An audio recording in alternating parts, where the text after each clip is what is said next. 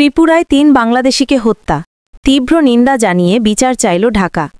ভারতের ত্রিপুরা রাজ্যে ৩ বাংলাদেশি নাগরিককে পিটিয়ে হত্যার ঘটনায় তীব্র নিন্দা ও প্রতিবাদ জানিয়েছে বাংলাদেশ সরকার।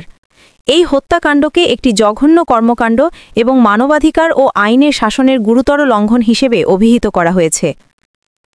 শুক্রবার ১৭ অক্টোবর পররাষ্ট্র মন্ত্রণালয়ের পক্ষ থেকে পাঠানো এক সংবাদ বিজ্ঞপ্তিতে এই গভীর উদ্বেগ প্রকাশ করা হয়। বিজ্ঞপ্তিতে বাংলাদেশ সরকার ভারতের কাছে এ ঘটনার অবিলম্বে একটি নিরপেক্ষ ও স্বচ্ছ তদন্তের আহ্বান জানিয়েছেন। একই সঙ্গে এই ধরনের অমানবিক ঘটনার পুনরাবৃত্তি রোধে কার্যকর পদক্ষেপ গ্রহণেরও অনুরোধ করা হয়েছে। বিজ্ঞপ্তিতে আরও বলা হয়, গত ১৫ অক্টোবর সংঘটিত এই হত্যাকাণ্ডে জড়িত অপরাধীদের দ্রুত চিহ্নিত করে বিচারের আওতায় আনতে হবে।